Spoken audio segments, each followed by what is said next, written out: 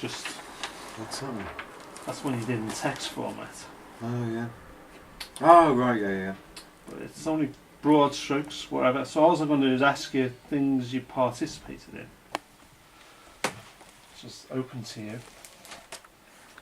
And then just do the intro, then I'll ask the question, Yeah. and then you go into that, and then. All right. And as I say, it's only kind of. Only a few minutes anyway. Right. If I want any more detail, I'll just hound you. Yeah.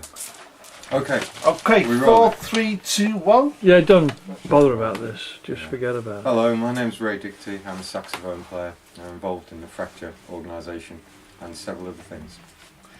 Okay, Ray, thanks for coming today. Can you just briefly give us your recollections of the Fracture events you participated in 2006? Brief recollections, various improvising band projects, workshops, and workshops with a bit of teaching at Hope University to first year music degree students. My own free jazz trio, Solar Fire trio, has played a number of Fracture gigs, either headlining or supporting other acts.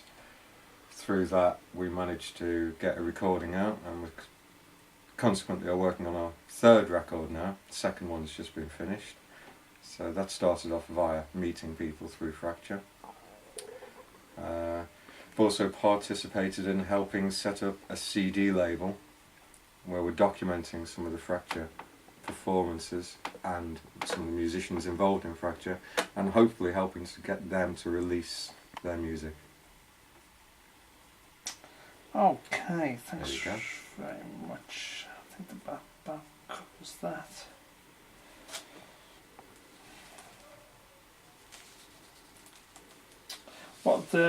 Okay, just move on to. Many thanks for that, right? Just moving on to things you attended, like concerts or other events.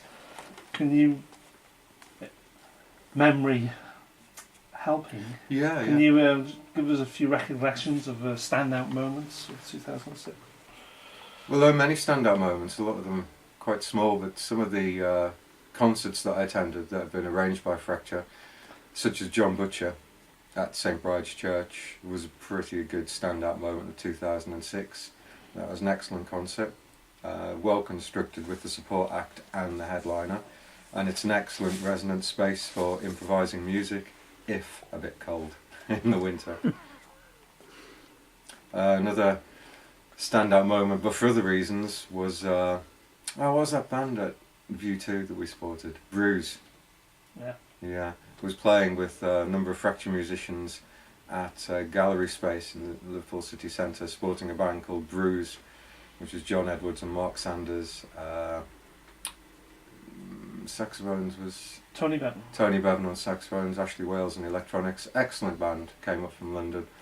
They were doing a gig, and I was involved in the band, the loose collection of improvisers that got together to support them, which wasn't that successful, but was successful in the sense that it moved us on to a different level and split people up into various groups with different ideas of where they thought improvising music should go. So an unsuccessful concert, but successful in moving ideas forward. But the headlining act, Bruise, were fantastic, and a good space to play it. Okay, thanks for that. 2007, what would you like more of in 2007? More chances to play, more chances to interact with other musicians and try out different things, which, you know, I'm starting to kick off now in a couple of weeks' time. Got a concert with a pianist that I've got to know via Fracture, and hopefully that will lead to other things. Again, more meeting with other musicians and just more chances to play gigs and do some recordings and try out some more experiments. I could just ask, more chances to play, does that mean privately or publicly? Publicly. Right. So that's more important than... Why is playing in public important? Because you face several challenges when you're playing in public. That you know, I play most days at home. You know, I practice my saxophones most days because I often get phone calls saying, "Can you come and do this session?" So I have to be at a certain level to be able to go in and do a job for a band or whatever it might be. Playing in public, playing improvised music in public, it presents a number of different challenges. It's okay to stand at home and go through various scales and then try experimenting with various sounds or different techniques via the saxophones, but when you're in public you have to put all that in the context of a performance, and you are a performer that people have paid money to come and see and hopefully want to be taken on some sort of journey, however slight it might be. So that's one of the challenges. Your technique has to be up there. You have to be confident with what you're doing, and if you're not confident, people know that, so they get that at the concert. So that's, you know, one of the challenges of playing publicly. Okay, if I just try and see if we can cover a little point, I'll introduce it if you rephrase it back after I've introduced the point. I believe your background is more in I don't know if it is rock music. Yeah. And you're now probably still pursuing that, but also the free improvised music genre. Yeah. Can you maybe just cover the transition from one to the other, or how? Well, it's a strange thing. When I first started playing music, which I started playing music when I was at school, then stopped for a number of years, then went back to doing music.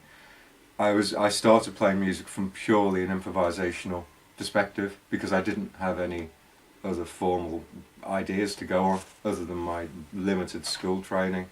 So I started off as an improviser, and then subsequently became involved in rock bands. But the rock bands that I've always played with have always been the more experimental left field rock bands, which has always incorporated an element of improvisation within their music, whether it's recorded or whether it's live.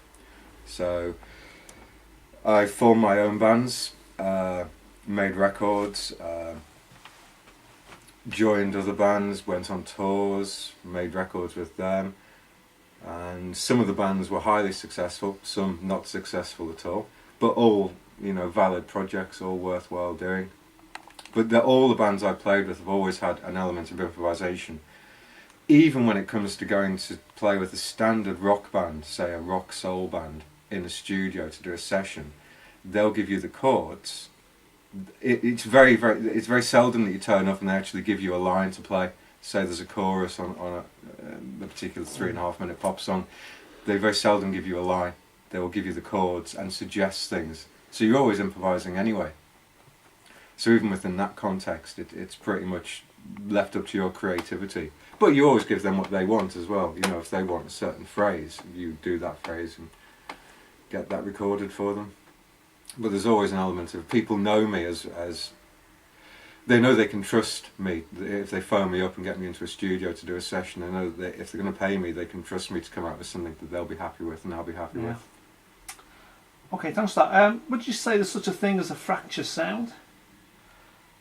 Yeah, there was a fracture sound, but I think that's changing now. The fracture sound was definitely not the free jazz side of improvised music, but more towards the modern classical side of improvised modern classical sort of sound, in a way, like Stockhausen, the Stockhausen sort of musical experiments.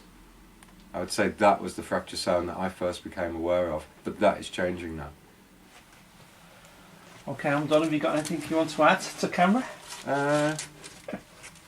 No, listening to some of the fracture recordings when we've done large ensemble pieces, we've done several performances, a couple of which have been recorded. One at the Oratory at the Anglican Cathedral is excellent. The other one at the Picton Rooms, which is a fantastic resonance space, has turned out to be a brilliant piece of experimental music, and they're highly enjoyable, and they will be released soon on the Fracture CD label, and hopefully other people get to hear it. That's it. Thank you very much.